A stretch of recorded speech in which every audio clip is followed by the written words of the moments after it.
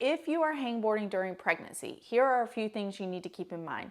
Number one, this is not a performance-oriented season. We are not going for our max hang during this time. We should not be trying to progressively move to smaller and smaller edges during pregnancy.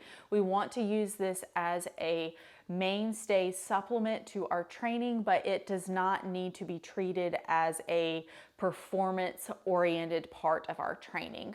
Number two, at a certain point in time, reaching your hands over your head and hanging even your body weight will become too much for your core. You have not failed in any way. You are growing a baby, and that is a beautiful and wonderful thing. But we do need to be mindful of the demand that it places on our connective tissue, mainly our linea alba, and make sure that we are being protective of that tissue versus continuing to strain it. Finally, we can use other ways of training our fingers besides hanging with our arms above our head. There are many tools that we can use where we can pick up weights from our side while we are standing that are far more protective of our core and pelvic floor than hanging with our arms above our head. Finally, it is very important to keep in mind that during pregnancy, we do gain weight. We gain not only blood volume, weight of baby, placenta, overall body weight, and this greatly impacts our hangboarding. Fingers are just tiny guys. We want to make sure that we're taking really good care of them because they matter a lot for our climbing.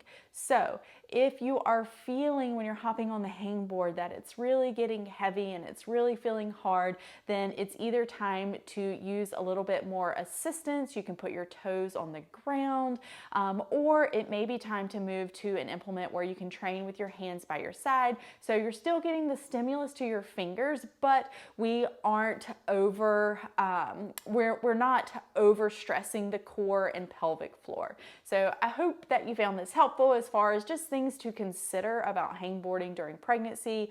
I think that it's fine to do, but I really do think that it needs to be done and considered on an individual athlete basis versus making recommendations as a whole. Some women feel great hangboarding until much further along in their pregnancy, and some feel like within the first trimester, fingers are just feeling creaky, relaxin feels not so great, and they are ready to use a different way to train the fingers than hanging on the board.